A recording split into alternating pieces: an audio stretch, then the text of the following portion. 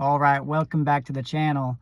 Glad to have you today. I want to make a quick video today while I'm sitting out here in the car waiting for my son to get out of basketball practice.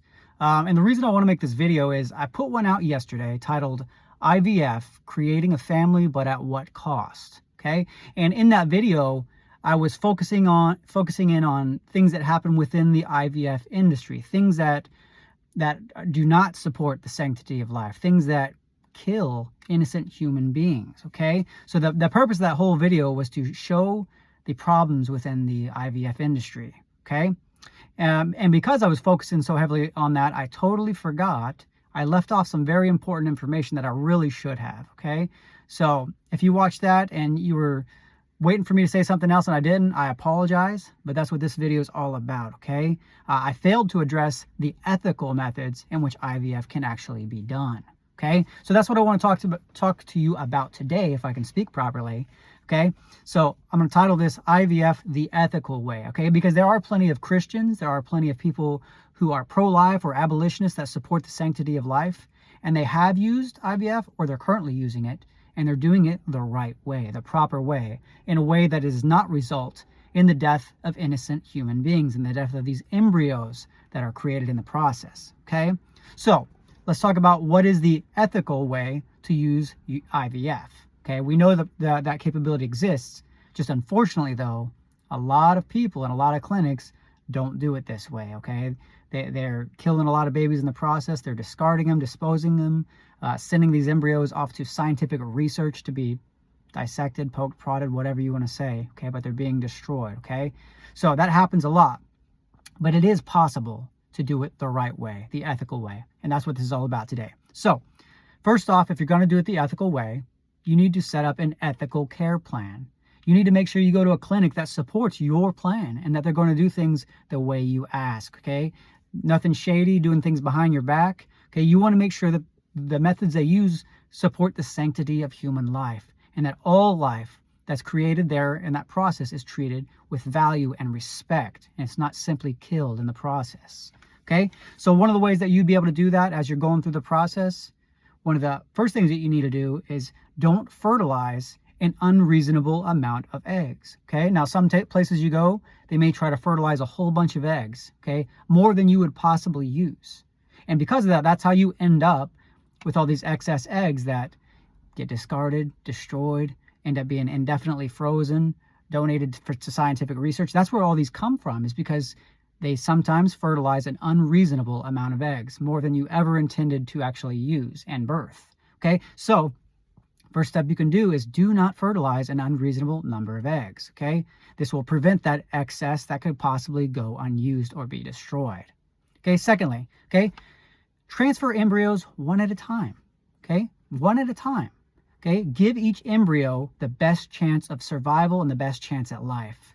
Okay, every single baby, every single embryo, which is a human life, they all deserve that chance. So one at a time, only fertilize so many that you plan that you would actually use if given the opportunity, and then transfer one at a time. Give each of them the best opportunity to be born, to grow into a healthy human being, a born human being. Okay. Number 3, when using IVF, the destruction of embryos is not inevitable. Okay, my video yesterday, it kind of seemed that way because that's all I was talking about, was what typically happens in the IVF industry. But that does not have to happen. That's why it's important you have that ethical care plan, that you go in there and you talk to the doctors and nurses and the staff. You make sure they know exactly what your beliefs are, that you value human life, and that you do not want these human beings, these embryos, destroyed. Okay, so just remember, it doesn't have to happen. Okay, choose that ethical care plan. Christians, you know, we're not immune to problems. We're not immune to sicknesses, infertility, anything like that. Okay, we have the same problems that everybody else does. Okay, we just deal with these problems differently because we have a God that we trust in and we pray to, and He helps us through these situations. We can lean on Him. The Bible tells us to trust in the Lord with all thine heart and lean not to thine own understanding. So when we go through hard times like this, okay, we can lean on Him. Okay, but Christians aren't the only ones that want to do these things ethically. There are other people who support the right to life that are not Christians, and they want to do these things ethically too. Okay, so like I said in this, like I've said throughout this video, there is a way to properly do IVF so that no human life is purposely destroyed, discarded, donated to scientific research. It can be done properly. It can be done in a way that the genetic tests, okay? There's nothing wrong. I don't believe there's anything wrong with doing the genetic tests, okay? My wife's had 6 babies. We did genetic tests with 4 of them, I believe. We did it for the first 3 and we got false positives all 3 times. So we stopped doing them until our 6th one. Well, on the 6th one, we only did it because we were told you could find out the gender sooner, and we were curious if the 6th would finally be a girl, okay? But that test turned out positive once again, but this time it actually was accurate, okay? My son had Down syndrome, okay, which of course we had him. He's a ball of energy. He's the life of the party. But my point is, there's nothing wrong with doing these tests, okay? These are ways for you to be prepared. It's good to know if your child was going to have Down syndrome like mine, because you can start reading books. You can try to look into what you may experience and what kind of difficulties you may face, so that you can prepare yourself as much as possible for that birth, okay? Because everything may not be as smooth as you were thinking if this child has a different condition or something like that. So in IVF, I don't believe there's anything wrong with doing testing either. However, there is a problem if you do testing and then you purposely destroy that human being, that embryo, because it has a condition, because it doesn't have the right number of chromosomes, because it has duplicate copies of certain ones. Okay, trisomy 21, trisomy 18. I mean, there's all sorts of things that could be wrong, right? Okay, but if we truly value human life, if we value the sanctity of it, because we're all created in the image of God, then when that testing is done, no matter the results, we still support the life. We still take care of that baby. We raise it, we implant it, and we pray that it successfully grows and it's born, and then we can cherish it and love it, just like any other baby that we would, okay?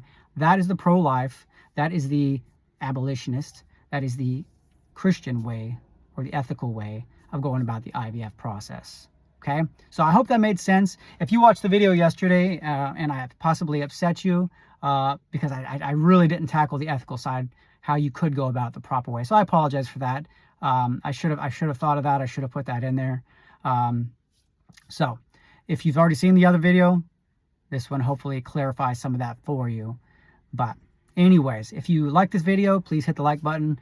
If you have any comments, any suggestions for future videos, please, as always, put it down in the chat box, and hit subscribe if you haven't already. All right, that's our video for the day. I got to think of another topic for the next one. You'll have a great day, and I hope you enjoy your weekend. Thanks.